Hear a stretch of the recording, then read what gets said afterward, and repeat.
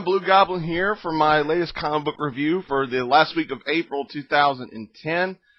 Before we get started, I got a couple of pieces of business I need to take care of. First, I want everybody to meet my dog. This is Gizmo. This is my little girl. This is the one that had the tumor removed from her eye, and I want to thank everybody who sent their concerns about her welfare after her recent surgery, and I just want to let everybody see that she's doing just fine. Ain't that right, little girl? Yeah. That's my baby. That's a good dog. Well, thanks again, everybody, for showing your concerns about my little girl here. That's a good dog. Yeah. All right. Time for you to go. Go on. Go chew on some rawhide or something, all right?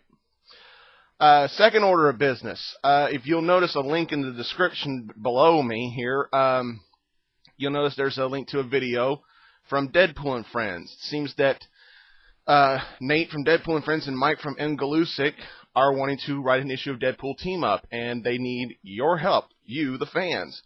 So click the link in the description and look at the video. You'll get specific instructions from Deadpool on how to make it happen. And hopefully with your help, they'll be able to write an issue of Deadpool Team Up. I've already done my part, and I think you should do your part to help them out. That is, if you want to. All right, that takes care of that. Now let's get on to the comic books, shall we? Let's start things off with Amazing Spider-Man 629. Roger Stern still writes good stuff here.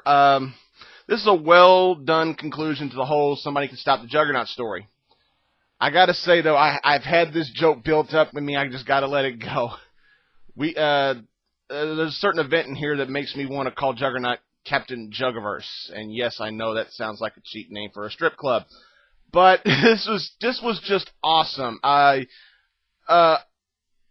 Kind of interesting to see Juggernaut written this way, and I still think Lee Weeks tries to slightly imitate John Romita Jr.'s artwork, and I don't know. It's a solid issue. It's not my pick of the week, but it's again another solid issue for Amazing Spider-Man.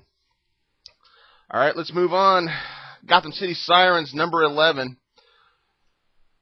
What can I say that hasn't already been said about Gotham City Sirens? I've been loving this series since issue 1. And I got to agree with Mark, my buddy. He said, who's been the main true focus of this series? Poison Ivy. And he's right. I just love Poison Ivy. I've always loved Pam. I love Harley, and I love Selina. They're all great characters. This, again, still feels like Gotham City's version of Charlie's Angels. That's what I see. There's no Riddler in here, of course, but there is some Paul Dini, and there's some good writing from Paul Dini, and that's all you need to know that this is going to be a good book. Pick this up and add it to your collection. You're not going to be disappointed. I sure as hell wasn't. Moving right along, we got issue 578 of Fantastic Four. It says here, you die in the negative zone, you can live.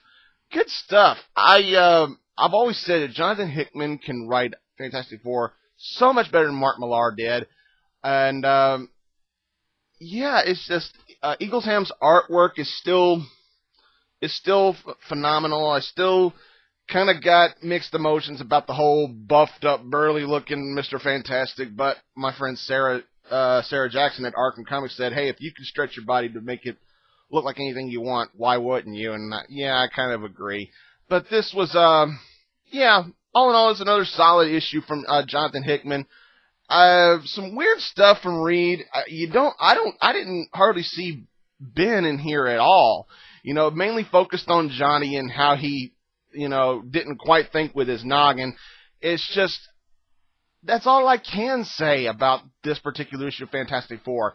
It was good, but it just wasn't perfect and hardly. I wasn't wowed, but it's still a fun read. Go ahead and pick it up. All right. Detective Comics 864, gone is Greg Rucka, except for the question side story. Gone is J.H. Williams III, gone is Jock, and gone is Batwoman. We're back to Batman in Detective Comics, and we're going back to Arkham Asylum in this issue. And this was fantastic. Good stuff. it starts off with a retrospection of Hugo Strange. We got some great Jeremiah Arkham storytelling here.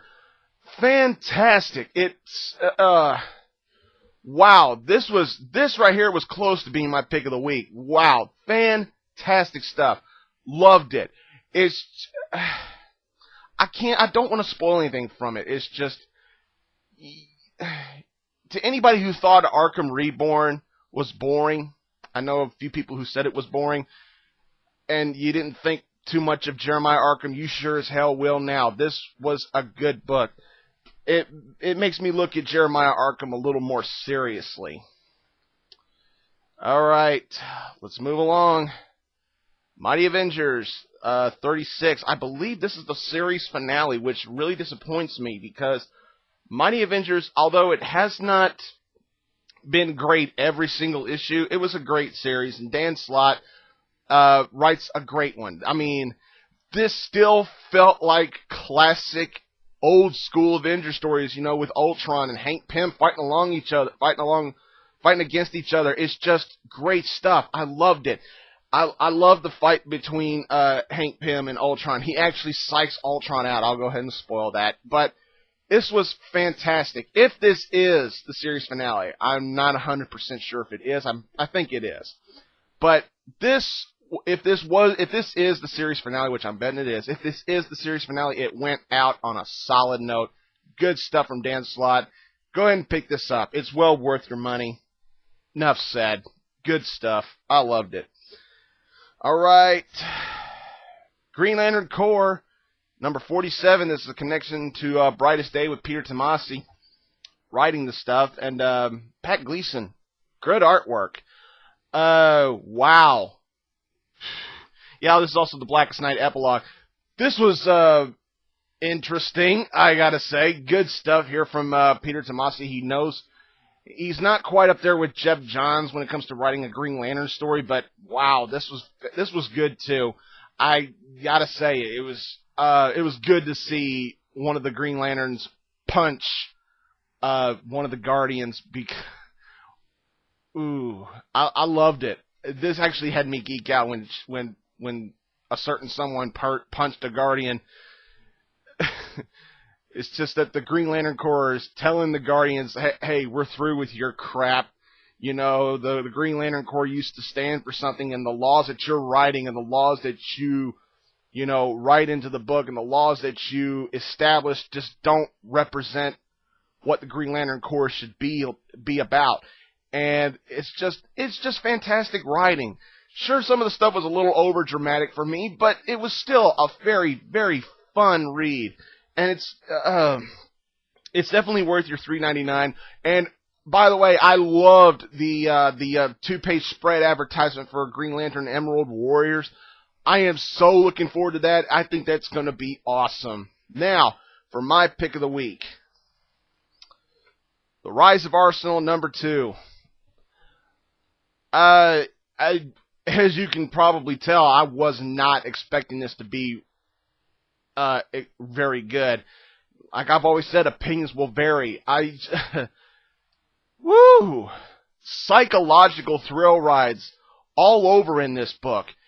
Poor Red Arrow, just pure 100% grief and heartbreak talking to all the other characters in the DC universe. You really got to feel for the guy. I mean, look how much crap he's put up with in his existence, and the stuff that he says to some of his friends from the Justice League really hits you in the gut, and you really got to feel for the guy. Good stuff, good storytelling from J.T. Cruel. Once again, ends on a cliffhanger, and I'm all for seeing what's going to happen in the next issue. This was fantastic. I've always said, opinions will vary, and my opinion is this was the best book this week. I enjoyed reading this. Hell, I read it twice. Once I got through reading it, I read it again because I just couldn't believe how good it was. I did not expect it to be as great as it turned out to be. Pick this book up.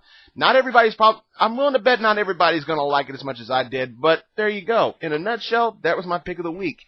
And I apologize for not tossing any books because I didn't get a book this week that disappointed me.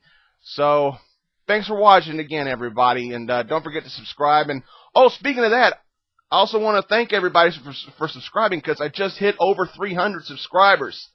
So keep subscribing if you haven't done it already. And until next time, everybody, I'll see you later.